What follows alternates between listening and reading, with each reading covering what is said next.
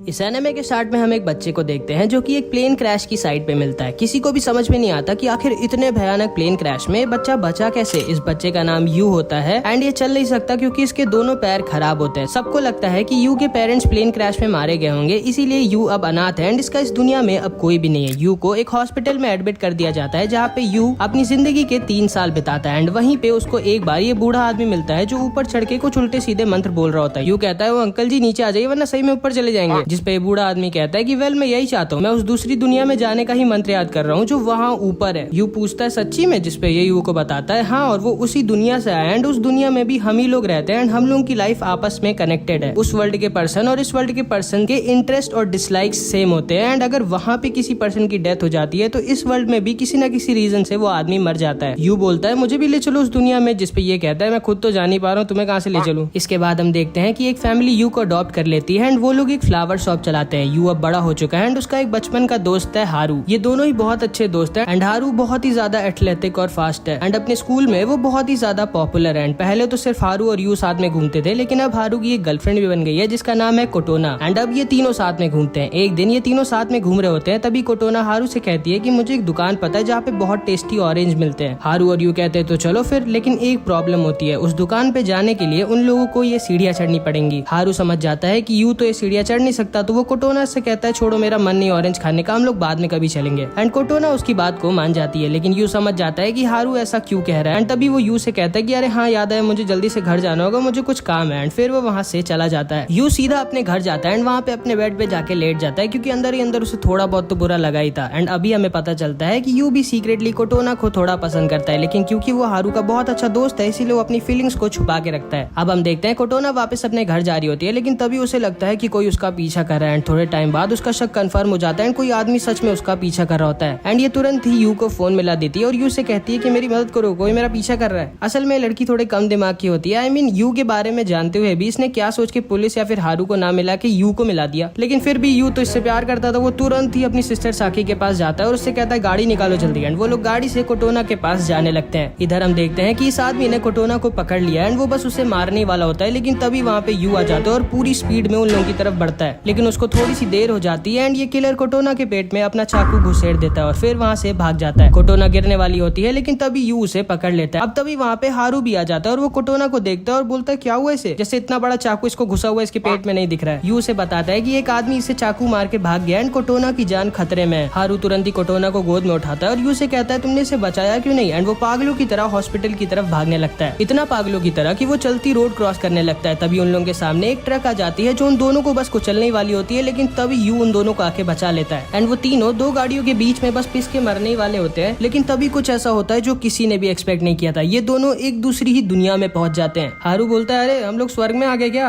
और कोटोना वो कहाँ है। यू बोलता है कि कोटोना गलती से नर्क में तो नहीं चली गई। फिर यू कहता है फोन मिला उसको एक बार, लेकिन इन लोगों का फोन अपने आप कंपास में कन्वर्ट हो चुका था। आसपास के लोग इन लोगों को अजीब तरह से देख रहे होते हैं एंड एक कुत्ता इन लोगों पे भौंकने लगता है। यू हारू से बोलता है कि हमें यहाँ से चलना चाहिए एंड वो सही में उठ के चलने लगता है। हारू यू से बोलता है अरे तुम पागल हो गए हो क्या, तुम चल क्यों रहे हो जब तुम चल नहीं सकते। यू ये चीज रियलाइज करता है एंड शॉक्ड रह जाता है कि अब वो चल सकता है। वो और हारू खुशी के मारे एक दूसरे को गले लगाते हैं। उसके बाद वो दोनों वहाँ से चले जाते हैं। फिर ये दोनों इस नई दुनिया में घूमने लगते हैं और उन्हें पता चलता है कि इस वर्ल्ड में मैजिक एग्जिस्ट करता है। वो दोनों एक पब में जाते हैं एंड सबसे पूछने लगते हैं कि क्या आपने एक ऐसी लड़की को देखा है जो लगभग 17 साल की है एंड बहुत सुंदर है। तब उस पब की ओनर बोलती है 17 साल, हमारी प्रिंसेस एस्ट्रिड भी 17 साल की है एंड वो उन दोनों को प्रिंसेस एस्ट्रिड की फोटो दिखाती है जो कोई और नहीं बल्कि कोटोना ही होती है। यू और हारू उसकी फोटो को देख के शॉक्ड रह जाते हैं एंड वो दोनों तुरंत ही उस पैलेस की तरफ भागते हैं जहाँ पे प्रिंसेस रहती है, लेकिन गार्ड उन लोगों को अंदर नहीं जाने देता। तभी वहाँ पे 3 हीलर्स आते हैं एंड ये दोनों उन हीलर्स की गाड़ी में छुप के कैसल के अंदर पहुंच जाते हैं एंड ये हीलर्स असल में प्रिंसेस एस्ट्रिड के लिए ही आए होते हैं। किसी ने प्रिंसेस के ऊपर एक बहुत ही ज्यादा स्ट्रॉन्ग कर्स लगा दिया होता है जिससे प्रिंसेस की तबीयत धीरे धीरे खराब हो रही होती है एंड अगर उनको जल्दी नहीं ठीक किया गया तो उसकी जान चली जाएगी। ये तीनों हीलर्स प्रिंसेस को हील करने की कोशिश करते हैं, लेकिन उसके ऊपर का कर्स इतना ज्यादा स्ट्रॉन्ग होता है कि ये तीनों ही मारे जाते हैं। अब किंग और उसके सबऑर्डिनेट्स बहुत दुखी हो जाते हैं और वहाँ से चले जाते हैं। यू और हारू एस्ट्रिड के पास जाते हैं और एस्ट्रिड के पेट में भी एक चाकू घुसा हुआ होता है। हारू उसे निकालने की कोशिश करता है लेकिन नाकामयाब रहता है। फिर यू उससे कहता है कि लो मुझे ट्राई करने दो एंड समहाउ यू उस चाकू को पकड़ लेता है। तभी उसमें से बहुत ज्यादा स्ट्रॉन्ग एनर्जी निकलने लगती है। यू हारू को धक्का देके दूर हटा देता है और अपनी पूरी ताकत से उस चाकू को खींचने लगता है। तभी वहाँ पे प्रिंसेस की गार्ड आ जाती है जो कि कोई और नहीं बल्कि सिस्टर साकी थी। यू उस चाकू को निकाल नहीं पा रहा होता, लेकिन तभी उसको कोटोना के लिए उसका प्यार कटार याद आता है एंड यू उस चाकू को किसी तरह बहुत मेहनत करके निकाल देता है एंड उस कर्ज को हटा देता है, जिसकी वजह से प्रिंसेस की हालत तुरंत ही ठीक हो जाती है। लेकिन फिर भी ये पागल किंग और उसका गार्ड इन दोनों को ही पकड़ लेते हैं और पूछते हैं कि तुम दोनों प्रिंसेस के कमरे में घुसे कैसे और क्या करने हो यहाँ पे। लेकिन तभी वहाँ पे एस्ट्रिड आ जाती है, जिसे देख के किंग बहुत ज्यादा खुश हो जाता है एंड साकी किंग को बताती है कि इसी लड़के ने प्रिंसेस को बचाया है। किंग का मिनिस्टर जॉन यू के पास आता है और उसका हाथ पकड़ता है और पूछता है कि आखिर जिस कर्ज को मैं अपने मैजिक से नहीं हटा पाया उसको तुमने अपने इन हाथों से कैसे हटा दिया। वो किंग से कहता है कि चाहे जैसे भी, लेकिन इन लोगों ने प्रिंसेस की जान बचाई है तो हमें इन्हें इनाम देना चाहिए। किंग उसकी बात को मान जाता है और उन्हें इनाम देने के लिए कहता है। हारू एस्ट्रिड से पूछता है कि क्या तुम कोटोना हो, जिसपे एस्ट्रिड उसे मना कर देती है और कहती है नहीं, मैं जानती भी नहीं हूँ कोटोना कौन है। वो दोनों किंग का इनाम लेते हैं और वहाँ से चले जाते हैं एंड वापस पब में जाके वो लोग बहुत पार्टी करते हैं। रात में सोते वक्त यू को एस्ट्रिड की याद आने लगती है तो वो चुपचाप कैसल में एस्ट्रिड को देखने चला जाता है। एस्ट्रिड ऑरेंज खा रही होती है एंड उसे ऑरेंज बहुत पसंद होते हैं जैसे कोटोना को पसंद थे। लेकिन तभी एस्ट्रिड यू को देख लेती है एंड यू वहाँ से भागने लगता है। एस्ट्रिड उसे रोकती है और उससे पूछती है क्या कर रहे हो तुम यहाँ पे, जिसपे यू उसे कहता है कि असल में मुझे तुम्हारी चिंता हो रही थी इसलिए मैं बस यहाँ देखने आया था कि तुम ठीक तो हो, जिसपे एस्ट्रिड थोड़ा सा शर्मा जाती है। फिर वो दोनों साथ में बहुत बातें करते हैं एंड बहुत अच्छे दोस्त भी बन जाते हैं। इधर हम देखते हैं कि ये मिनिस्टर किंग से कह रहा होता है कि उसे उन दोनों लड़कों पर शक है एंड मे बी वो लोग ब्लैक असैसिन्स के मेंबर हैं। असल में ब्लैक असैसिन्स ही वो लोग हैं जो किंग और प्रिंसेस को मारना चाहते हैं, क्योंकि इस किंग के पापा ने बहुत टाइम पहले एक भगवानों की स्वॉर्ड से, जिसका नाम मून स्टार है, उससे किंगडम को तबाह कर दिया था, जो किंगडम उसके खुद के भाई का था। एंड तभी से उस किंगडम के बचे कुचे लोगों ने अपने आप को ब्लैक असैसिन्स डिक्लेयर कर दिया, जो किंग की फैमिली को मार के उससे बदला लेना चाहते हैं। एंड क्योंकि मून स्टार का किंग के पापा ने गलत इस्तेमाल किया था, इसलिए वो अपने आप उनके किंगडम से गायब हो गई थी। ये मिनिस्टर किंग से कहता है कि क्यों ना हम लोग इन लोगों का टेस्ट लें एंड किंग उसकी बात को मान जाता है। अगले दिन हारू और यू को किंग उनके पैलेस में बुलाता है एंड उन दोनों को एक एक स्वॉर्ड देके ढेर सारे लोगों से लड़ने के लिए एक मैदान में उतार देता है। बहुत सारे लोग इस फाइट को देखने आए होते हैं। मिनिस्टर इन दोनों से कहता है कि तुम दोनों इस फाइट से अपनी लॉयल्टी प्रूव कर सकते हो एंड फिर वो उस फाइट को स्टार्ट कर देता है। ये सारे लोग मिलके इन दोनों पे अटैक कर देते हैं एंड ये लोग किसी तरह मिलके इनके सारे अटैक्स डॉज कर रहे होते हैं। लेकिन तभी अचानक से हारू गिर जाता है और एक आदमी बस उसे मारने ही वाला होता है, लेकिन तभी यू उसे आके बचा लेता है और हारू से कहता है चलो इनको थोड़ा सबक सिखाई देते हैं। हारू कहता है हाँ चलो ठीक है। एंड फिर ये दोनों अकेले ही इन सारे लोगों से भिड़ जाते हैं एंड सरप्राइजिंगली ये दोनों अकेले ही उन सारे लोगों को हरा भी देते हैं। मिनिस्टर उस फाइट को रोक देता है और उन दोनों को ऊपर बुलाता है और फिर अपने सोल्जर्स को उन लोगों को अरेस्ट करने का ऑर्डर देता है। आर्शिड पूछती है लेकिन क्यों, इन लोगों को क्यों अरेस्ट कर रहे हो आप, इन्होंने तो मेरी जान बचाई थी। जिसपे ये बोलता है कि एक तो इन लोगों ने इतने ताकतवर कर्ज को इतनी आसानी से हटा दिया एंड ऊपर से इन लोगों की इतनी अच्छी स्वॉर्डमैनशिप भी है। हमेशा कह कि ये लोग ब्लैक असैसिन्स के मेंबर हैं, इसीलिए हम इन्हें अरेस्ट करके इनसे पूछताछ करेंगे। हारू यू से कहता है कि ये तो बहुत गलत हो रहा है हम लोगों के साथ। जिसपे यू हारू से कहता है हाँ सही कह रहे हो, हमें हमारे वर्ल्ड में अभी लौट जाना चाहिए। हारू पूछता है लेकिन कैसे, जिसपे यू हारू को बताता है कि याद करो लास्ट टाइम जब हम लोग उस वर्ल्ड में मरने वाले थे तभी हम इस वर्ल्ड में टेलीपोर्ट हो गए थे, तो उस हिसाब से जब हम इस वर्ल्ड में मरने वाले होंगे तो हम उस वर्ल्ड में टेलीपोर्ट हो जाएंगे। फिर वो हारू से कहता है कि मेरे सामने वो आग देख रहे हो, मेरी 3 की गिनती पे हम दोनों भाग के उस आग में कूद जाएंगे। हारू कहता है ठीक है, बस आई होप कि आग हम लोग को हमारे वर्ल्ड में भेजे, भगवान के पास नहीं। एंड वो दोनों 3 की गिनती पे उस आग की तरफ भागते हैं एंड उस आग में कूद जाते हैं, जिसे देख के सारे लोग शॉक रह जाते हैं। एंड यू का डिसीजन एकदम सही था, क्योंकि वो दोनों वापस अपने वर्ल्ड में आ जाते हैं। वो दोनों होश में आते हैं, उन्होंने वहीं पे कोटोना मिलती है, जिसको देख के हारू बहुत ज्यादा खुश हो जाता है। फिर कोटोना उन दोनों को बताती है कि कल यहाँ पे एक ट्रक का एक्सीडेंट हुआ था जिसमें 3 लोग मारे गए थे एंड वो 3 लोग कोई और नहीं बल्कि वो 3 हीलर्स थे जो एस्ट्रिड को हील करते वक्त मरे थे। जिसे सुन के यू को अचानक से उस बूढ़े आदमी की याद आ जाती है जिससे वो बचपन में हॉस्पिटल में मिला था, जिसने उसे दूसरी दुनिया के बारे में बताया था और कैसे हम लोगों की लाइफ्स आपस में कनेक्टेड हैं। सब कुछ नॉर्मल हो जाता है और कई दिन बीत जाते हैं, बट अचानक से यू और हारू को एक दिन पता चलता है कि कोटोना की हालत बहुत खराब है और वो एक हॉस्पिटल में एडमिट है। वो दोनों उससे मिलने हॉस्पिटल जाते हैं, जहाँ पे उन दोनों को पता चलता है कि कोटोना को कैंसर हो गया एंड अब उसके पास ज्यादा दिन नहीं बचे हैं। यू तो तुरंत ही समझ जाता है कि जरूर से प्रिंसेस एस्ट्रिड की लाइफ खतरे में होगी, तभी यहाँ पे कोटोना की तबियत खराब हुई है। वो हारू से कहता है कि हमें तुरंत ही वापस दूसरे वर्ल्ड में जाना होगा प्रिंसेस एस्ट्रिड को बचाने के लिए, लेकिन हारू उसका कुछ और ही सोचना था। वो यू से कहता है कि मे भी शायद इसका उल्टा हो, मे भी शायद क्योंकि हम लोगों ने उस दुनिया में एस्ट्रिड को बचा लिया इसलिए अब इस दुनिया में कोटोना मरने वाली है। हमें वापस दोबारा से उस वर्ल्ड में जाना तो होगा, लेकिन एस्ट्रिड को बचाने के लिए नहीं बल्कि उसे मारने के लिए। जिस बात पे इन दोनों की बहस हो जाती है और जिंदगी में पहली बार इन दोनों की आपस में लड़ाई हो जाती है। वो दोनों दोबारा से उस दूसरे वर्ल्ड में टेलीपोर्ट होते हैं, लेकिन यू जाता है एस्ट्रिड को बचाने के लिए और हारू जाता है एस्ट्रिड को मारने के लिए। हारू टेलीपोर्ट होता है ब्लैक असैसिन्स के पैलेस में, जो कि थोड़े ही दिनों में प्रिंसेस के किंगडम पे अटैक करने वाले हैं। हारू उन लोगों के साथ मिल जाता है और ब्लैक असैसिन्स का हेड हारू को रिस्पॉन्सिबिलिटी देता है प्रिंसेस को मारने की। और वहीं पे यू टेलीपोर्ट होता है आर्शिड के पैलेस में, जहाँ पे पहले तो किंग के सोल्जर उसे पकड़ लेते हैं, लेकिन यू किसी तरह किंग को सब कुछ सच सच बता के समझा देता है कि प्रिंसेस की जान खतरे में है एंड वो उसे प्रोटेक्ट करने आया है।